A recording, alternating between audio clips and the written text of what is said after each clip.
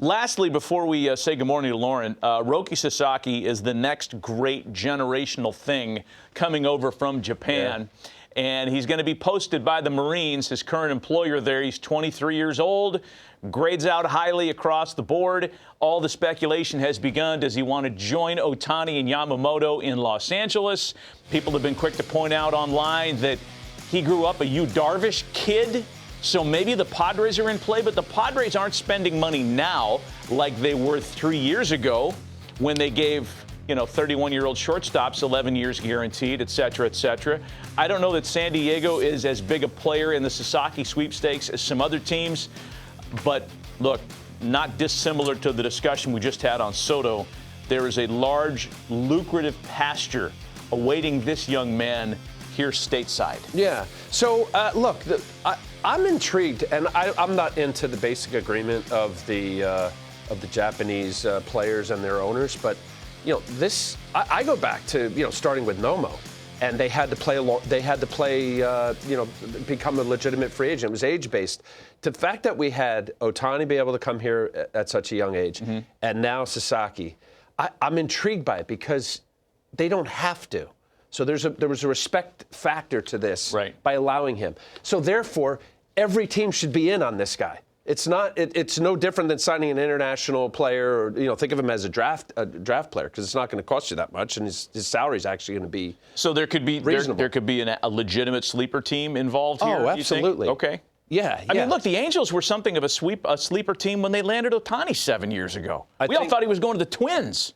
Remember? Yes. Well, you mentioned with you, Darvish. Don't count out the Rangers either. But look, I think Joel Wolf, who represents him, he represents a lot of the most recent Japanese players.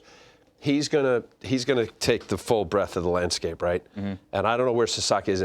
Love his stuff, obviously. I mean, it's 100+ mile-an-hour fastball.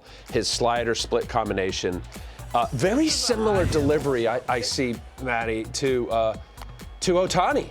Like, size-wise, he's not quite as big as Ohtani, but I love his aggressive look. I mean, these are just smooth stroke fastballs at 100, 102 miles an hour. Like, that was easy stuff. And it reminded me a little bit of Hunter Green, of just, like, bully fastball, boom, electric, explosive, out of hand. Fastball slider, but the split, what I think makes him a little different, and I think it has to be understood, because these are pitches that look like sliders, and not to get in the weeds, but this is an unusual split. Most guys that throw fastball split, it stays arm side. So the north-south is on the same direction. He throws it in a very peculiar way, and I think it kind of separates him. His velocity last year was down a little bit. He did miss some starts, so I don't know what was into that.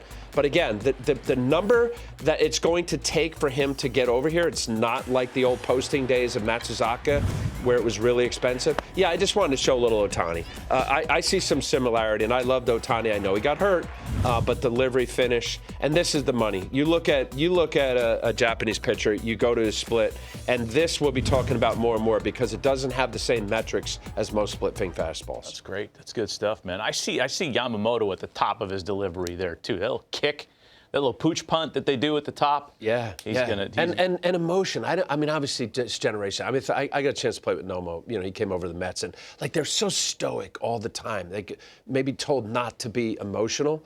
Man, this guy, he's got some fire in it. It's good. He stays healthy. What's the key to keeping guys healthy? We'll answer that question a little bit later on, Harold.